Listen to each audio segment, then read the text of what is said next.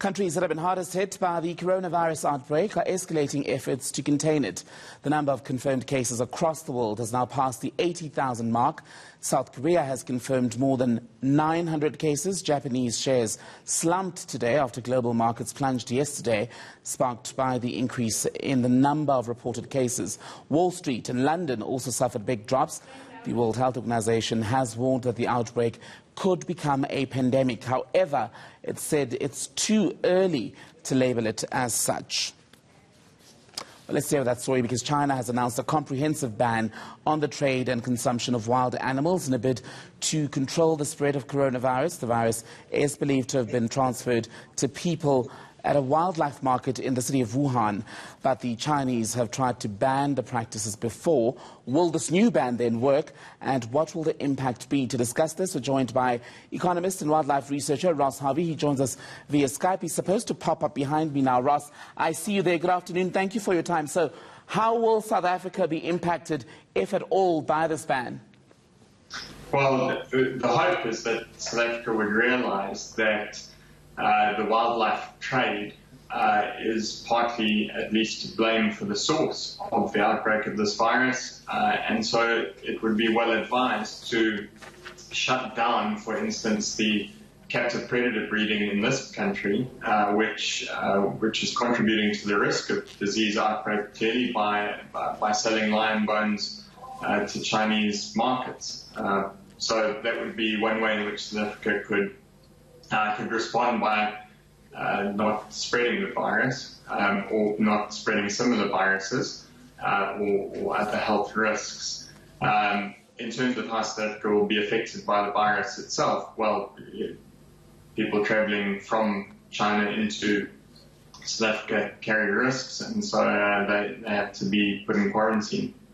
And I want to go back to the issue of the movement of wildlife then, Ross, with this ban on wildlife, because as I was saying coming into the conversation, the suspicion at the moment is that the coronavirus outbreak was sparked by transmission from an animal to then a human, and that's how we got here. Not confirmed scientifically as yet, but what on a day-to-day basis happens as far as regulations on moving around wildlife between countries? What regulations are in place? Well, South Africa, up until this year, has been licensed, as it were, to sell lion bones to China under a legal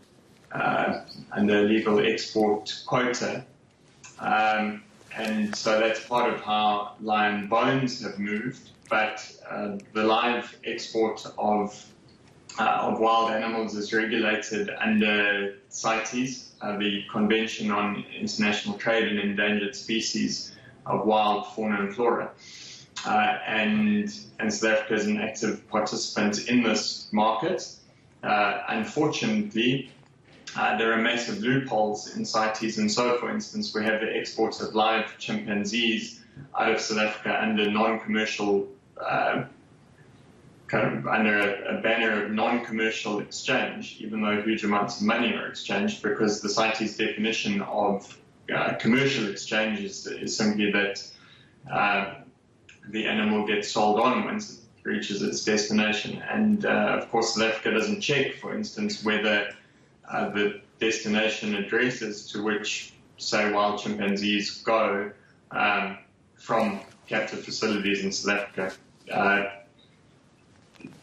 doesn't make a difference. So, in other words, CITES doesn't require that South Africa checks whether the export of live animals actually goes to the addresses that are stated on the CITES permit. And this is a serious problem. There's very little governance when it comes to this, and similarly with the export of lion bones.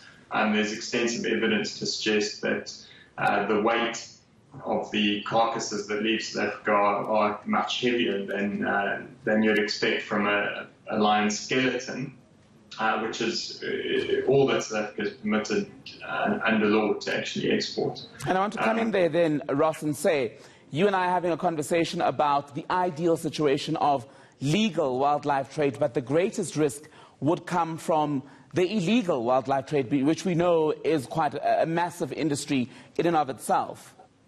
Yeah, absolutely. And so up until now, the sheer extent of the wildlife trade in China was actually unknown.